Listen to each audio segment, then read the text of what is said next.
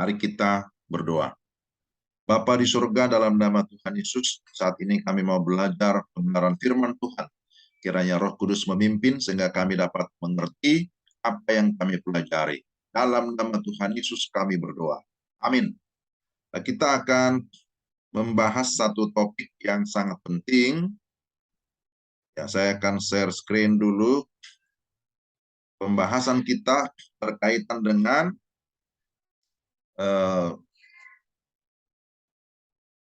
persembahan dan persepuluhan, ya. Pedoman praktis menolong aku dapat bertumbuh dengan memberi persembahan dan persepuluhan.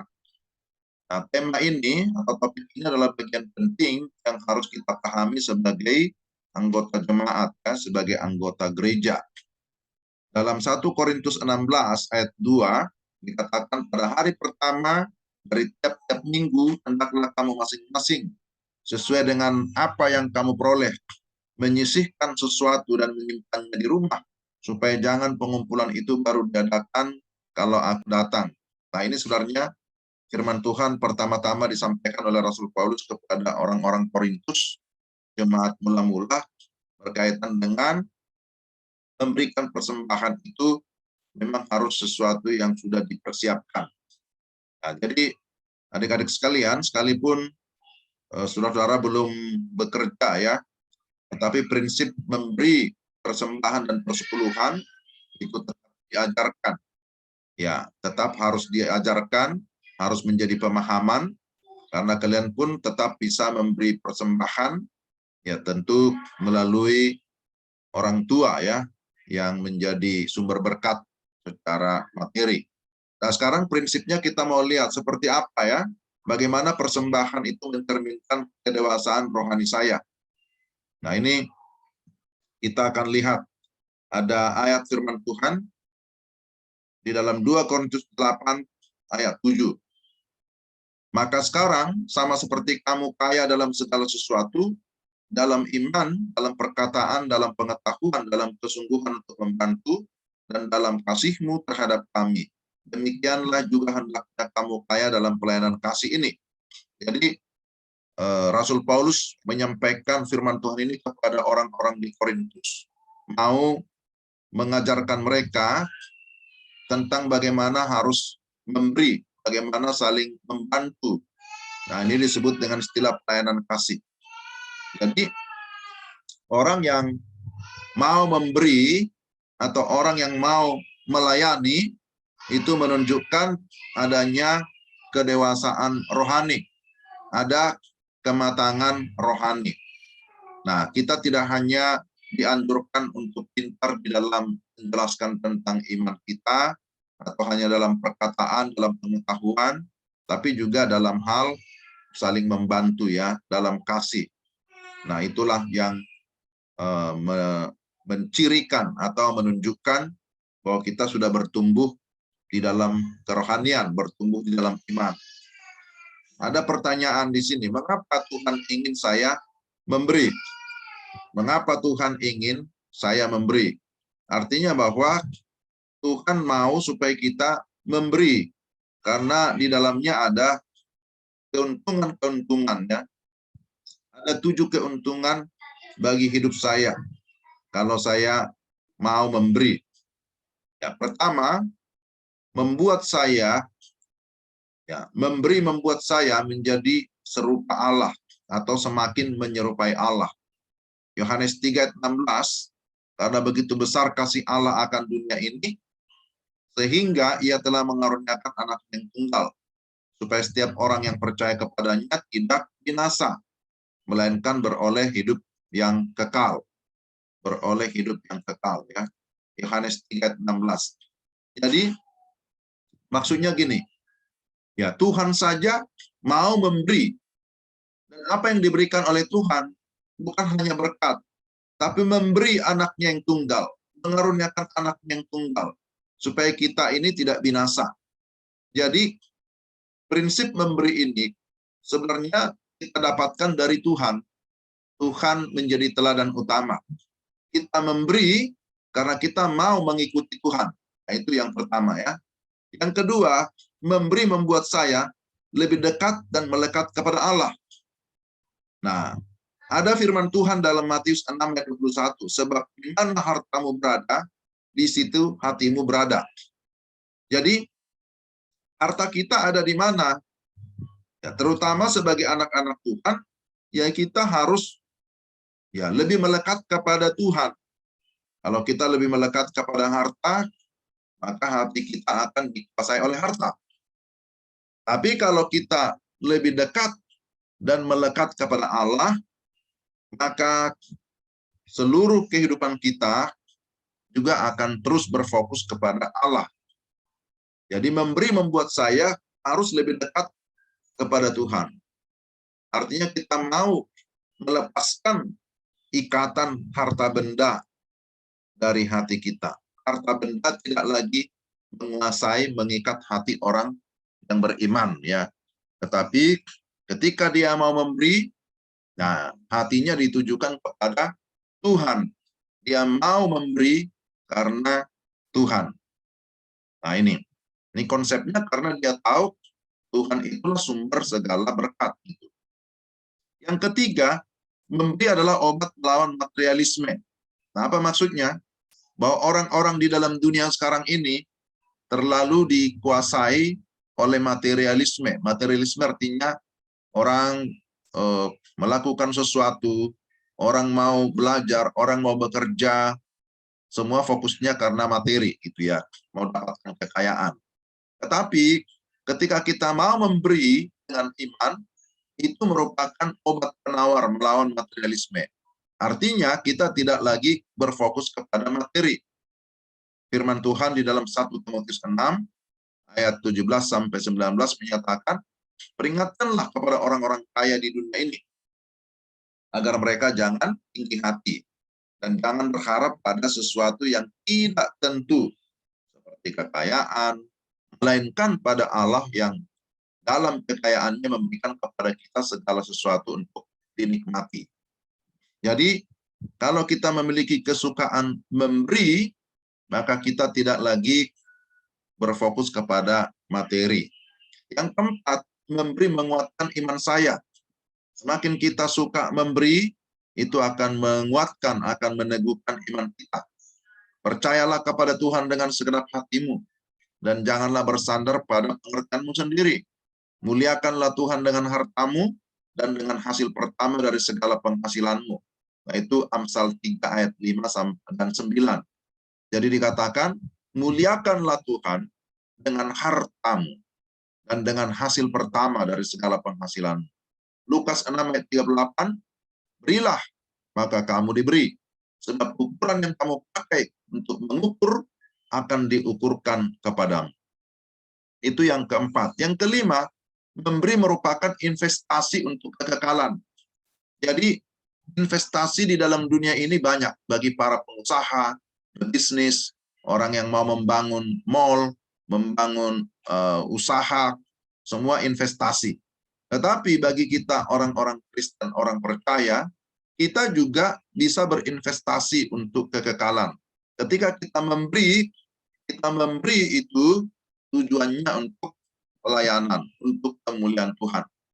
Jadi di sini dikatakan 1 Timotius 6 ayat 16-19, peringatkanlah agar mereka itu berbuat baik, menjadi kaya dalam kebajikan, suka memberi dan membagi, dan dengan demikian mengumpulkan suatu harta sebagai dasar yang baik bagi dirinya di waktu yang akan datang untuk mencapai hidup yang sebenarnya. Jadi ini yang kelima. Yang keenam, memberi mengembalikan berkat kepada saya.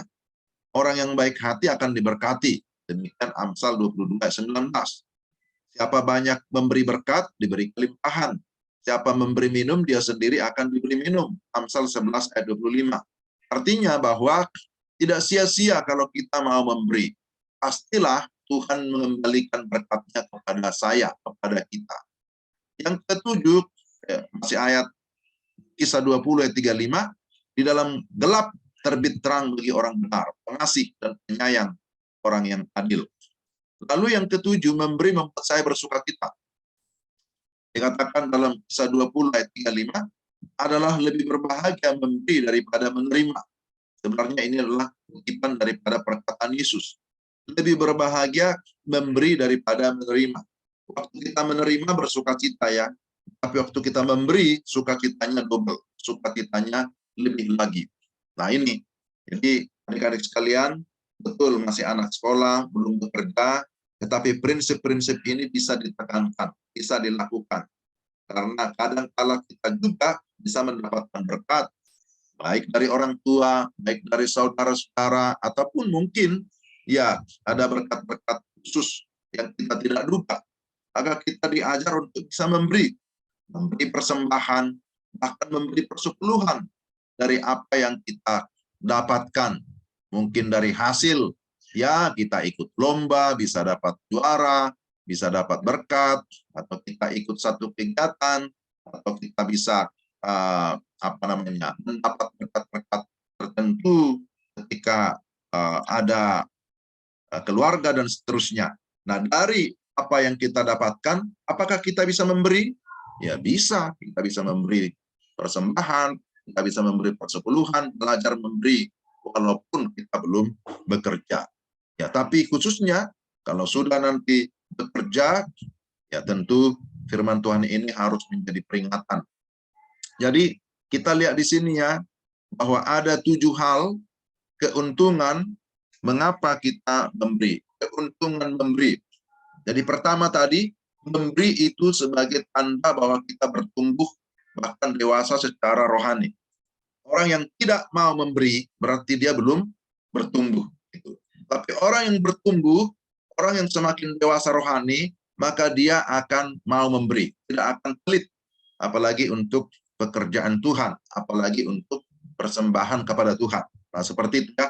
Jadi bisa dicatat ini 7 keuntungan ketika kita memberi. Pertama, memberi membuat saya menjadi serupa dengan Allah. Jadi kita ini makin menyerupai Tuhan karena kita adalah memang anak-anak Tuhan. Kedua, memberi membuat saya lebih dekat dan melekat kepada Allah. Jadi kalau kita memberi, kita harus semakin bersyukur kepada Tuhan, lebih dekat kepada Tuhan. Ketiga, memberi adalah obat melawan materialisme. Artinya ketika kita memberi, kita melawan segala godaan materi yang mau mengikat kita. Bahwa materi itu harta benda, kekayaan tidak boleh berkuasa atas hidup kita. Amin ya. Dan yang keempat, memberi menguatkan iman saya. Jadi memberi menguatkan iman. Artinya kita tidak lagi bersandar kepada diri. Tetapi kita mau memuliakan Tuhan dengan apa yang kita beri. Memberi bukan karena kita berlimpah-limpah. Tapi orang juga bisa memberi dari segala keberadaannya yang mungkin hanya cukup. Atau bahkan ada juga orang bisa memberi sekalipun dalam kekurangan. Seperti janda miskin itu. Walaupun dia dalam kekurangan, tapi dia mau memberi untuk pekerjaan Tuhan. Jadi memberi itu tidak menunggu kaya dulu baru bisa memberi. Tapi sekalipun kita hidupnya mungkin cukup, kita tetap bisa memberi. Karena memberi itu menguatkan iman. Memberi merupakan investasi untuk kekekalan, itu yang kelima. Kalau kita memberi untuk Tuhan, memberi untuk pekerjaan Tuhan, maka itu mendatangkan nilai rohani. Nah, itu namanya investasi untuk surga, investasi untuk kekekalan. Yang keenam, memberi mengembalikan berkat kepada saya. Artinya bahwa kalau kita memberi, jangan khawatir, Tuhan pasti akan mengembalikan dengan caranya. Siapa yang memberi minum akan diberi minum, kan begitu ya. Siapa yang baik hati akan diberkati. Nah, seperti itu. Jadi yang ketujuh, memberi membuat saya bersukacita. Kalau kita memberi, pasti akan berbahagia. Kita tersenyum, kita bisa tertawa, kita bisa lepas begitu ya, kalau kita mampu memberi dengan sukarela tentu. Memberi dengan ketulusan. Nah, inilah 7 keuntungan yang kita dapatkan ketika kita memberi. Tapi sebaliknya, kalau kita tidak mau memberi, ya biasa saja, tidak ada sukacitanya. Nah, apa yang diajarkan oleh Alkitab tentang persepuluhan? Itu tadi tentang pemberian. Ini persepuluhan dengan yang namanya pemberian tadi itu tentu beda. Persepuluhan itu artinya 1/10 bagian, ya. Namanya persepuluhan. 1/10 dari apa yang kita dapatkan. Jadi ada perbedaan persepuluhan dan persembahan. Kalau persepuluhan memberikan 10% dari penghasilan saya. Persepuluhan itu adalah kewajiban kalau dalam perjanjian lama. Tapi dalam perjanjian baru, itu bukti kedisiplinan atau ketaatan saya. Jadi ketaatan. Jadi dari kewajiban menjadi ketaatan. Nah ini dalam perjanjian baru. Sehingga kalau orang memberi persepuluhan, bukan lagi karena kewajiban semata-mata, tapi karena ketaatan kepada Tuhan. Persembahan itu adalah segala sesuatu yang saya berikan di samping persepuluhan. Persembahan adalah ucapan syukur dan kerelaan ya, bukan kerelahan. Kerelaan hati saya. Sedangkan persepuluhan itu memang sudah dipisahkan 10% dari penghasilan. Jadi ada persepuluhan, ada persembahan sukarela. Mengapa memberi persepuluhan? Ada 8 alasan dari firman Tuhan. Ya, sekarang kita akan membaca ya secara cepat saja karena saya sudah baca bagian-bagian sebelumnya. Kita mulai yang pertama, kenapa memberi persepuluhan? Alasan pertama, silakan dibaca oleh Hotel ya. Silakan. Satu, karena Tuhan memerintahkannya. Demikian juga segala persembahan persepuluhan dari tanah, baik dari hasil benih di tanah maupun dari buah pohon-pohonan, adalah milik Tuhan. Itulah persembahan kudus bagi Tuhan. Imamat 27 ayat 30. Ya, terima kasih Hotel. Jadi yang pertama, kita memberi persepuluhan, ada dasar firman Tuhan. Tuhan memerintahkannya. Itu disebutkan ya dalam Imamat 27 ayat 30, segala persembahan persepuluhan. Jadi itu adalah perintah Tuhan. Kita lihat alasan kedua. Silakan untuk Dona bisa baca. 2, karena Yesus menghargainya. Celakalah kamu, hai ahli Taurat dan orang-orang Farisi, hai kamu orang-orang munafik, sebab persepuluhan dari selasih, adas manis dan jintan kamu bayar. Tetapi yang terpenting dalam hukum Taurat, kamu abaikan, yaitu keadilan dan belas kasihan dan kesetiaan. Yang satu harus dilakukan dan yang lain jangan diabaikan. Matius 23 ayat 23. Ya, jadi kita lihat di sini, Yesus menghargainya. Kita memberikan persepuluhan karena itu sesuatu yang memang tidak pernah dibatalkan oleh Yesus.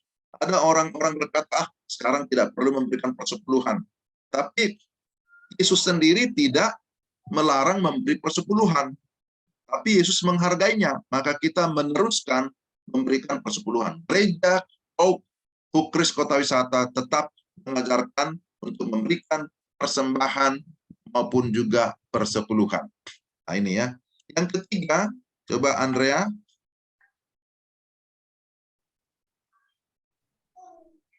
Persepuluhan menunjukkan bahwa Allah mendapatkan tempat utama dalam hidup saya.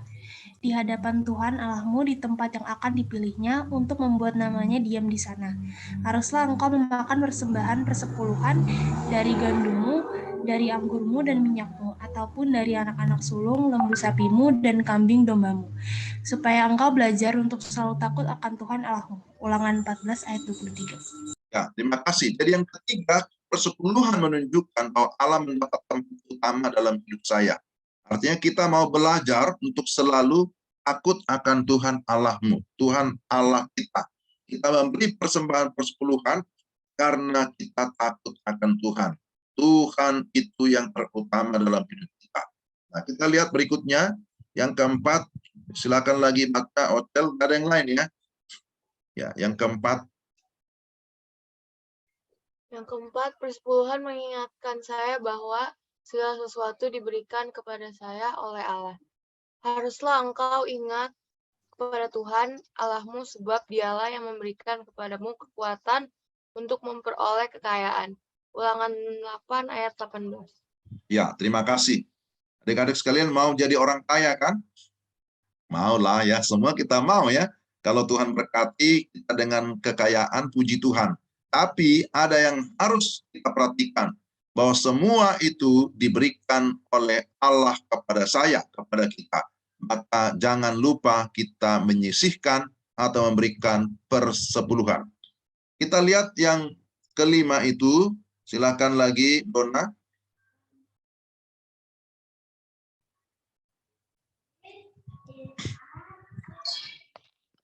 Persepuluhan mengungkapkan rasa syukur kepada Allah atas berkat-berkat yang Ia berikan bagi saya. Bagaimana akan kubalas kepada Tuhan segala kebaikannya kepadaku? Mazmur 116 ayat 12. Masing-masing dengan sekedar persembahan sesuai dengan berkat yang diberikan kepadamu oleh Tuhan Allahmu. Ulangan 16 ayat 17. Ya, terima kasih. Jadi persepuluhan itu juga sekaligus mengungkapkan rasa syukur kepada Allah. Karena semua berkat yang diberikan kepada saya, kepada kita. Jadi orang yang sudah diberkati, pastilah dia hidupnya bersyukur. Kemudian yang keenam, silakan dibaca lagi Andrea. Allah berkata bahwa menolak memberi persepuluhan adalah mencuri dari Dia. Bolehkah manusia menipu Allah, namun kamu menipu aku? Tetapi kamu berkata, dengan cara bagaimanakah kami menipu engkau?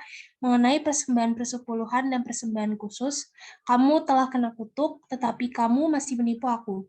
Ya kamu seluruh bangsa, bawalah seluruh persembahan persepuluhan itu ke dalam rumah perbendaharaan, supaya ada persediaan makanan di rumahku, dan ujilah aku. Firman Tuhan semesta alam, apakah aku tidak membukakan bagimu tingkap-tingkap langit dan mencurahkan berkat kepadamu sampai berkelimpahan? Malaki 3 ayat 8 sampai 10. Ya, jadi dari firman Tuhan ini jelas bahwa persepuluhan itu adalah perintah Tuhan dan harus dibawa ke dalam rumah perbendaharaan. Kalau sekarang ke rumah Tuhan, ke gereja Tuhan, kita membawa ke sana. Tapi kalau kita tidak mau memberi persepuluhan, dikatakan kita sedang menipu Allah atau mencuri dari Allah. Nah, maukah kita disebut penipu? Maukah kita disebut pencuri? Ya tentu kita tidak mau. Supaya kita tidak disebut penipu, pencuri, maka kita harus memberikan persepuluhan yang diperintahkan oleh Tuhan dan bawalah ke rumah Tuhan. Yang ketujuh, silakan Ocel. Persepuluhan memberi Tuhan kesempatan untuk membuktikan bahwa Allah hidup dan ingin memberkati Anda. Bawalah seluruh persembahan persepuluhan itu ke dalam rumah perbendaharaan, supaya ada persediaan makanan di rumahku, dan ujilah aku. Firman Tuhan semesta alam, apakah aku tidak membukakan bagimu tingkap-tingkap langit dan mencurahkan berkat kepadamu sampai berkelimpahan? Malaki 3 ayat 10. Ya, terima kasih Ocel. Jadi tadi sudah disinggung juga di atas sebelumnya. Tapi juga ini menunjukkan bahwa kalau kita mau memberi persepuluhan, kita mau lihat bagaimana Allah itu yang terus memberkati kita ya. Allah yang hidup itu akan terus menyatakan pemeliharaannya. Jadi di sini dikatakan, apakah aku tidak membukakan bagimu tingkap-tingkap langit dan mencurahkan berkat kepadamu sampai berkelimpahan. Jadi ini juga merupakan ujian iman bagi kita. Ketika kita mau memberi, kita harus percaya dengan iman bahwa Tuhan mampu untuk membuka bagi kita pintu-pintu berkat. Disebutkan istilahnya di sini, tingkap-tingkap langit dan mencurahkan berkat kepadamu. Kemudian yang terakhir, yang ke-8, silakan Donna.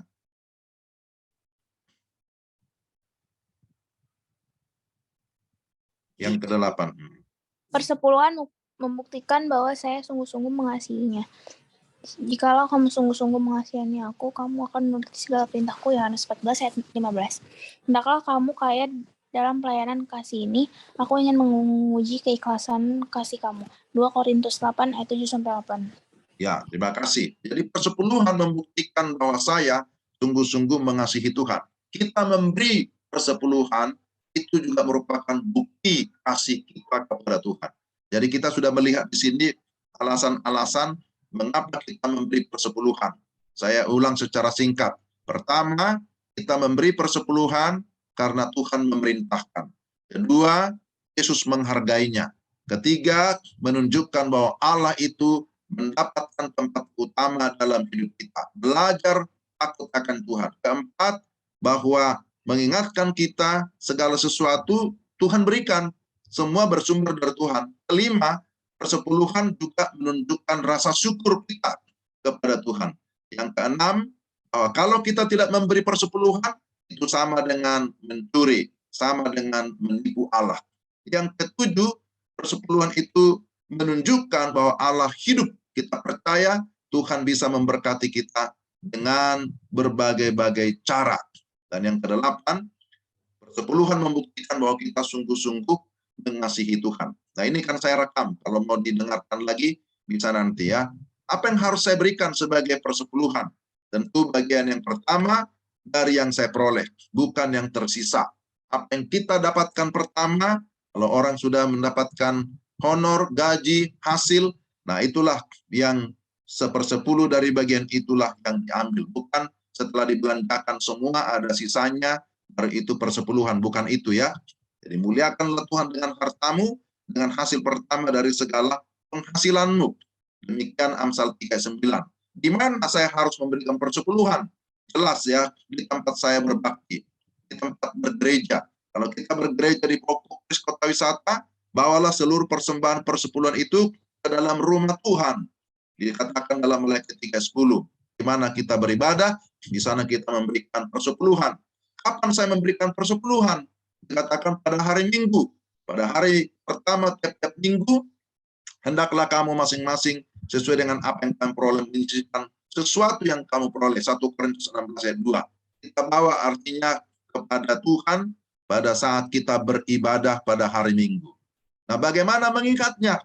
Jangan sampai bilang lupa berapa hasilnya, berapa pendapatan saya. Buatlah buku kas, rekening nomor 1 persepuluhan saya. Gunakan amplop mingguan. Ya, ini saudara-saudara mungkin belum terlalu fokus ke sini, tetapi nanti ada saatnya saudara, adik-adik sudah bekerja, punya penghasilan, jangan lupa ini. Buat buku kas dan catat nomor 1 saya harus kasih persepuluhan. Seperti apa? Memberi dengan sikap yang benar. Harus memberi dengan sukarela. Memberi dengan sukarela. Sebab jika kamu rela untuk memberi, maka pemberianmu akan diterima. Kalau pemberianmu itu berdasarkan apa yang ada padamu, bukan berdasarkan yang tidak ada padamu. 2 Korintus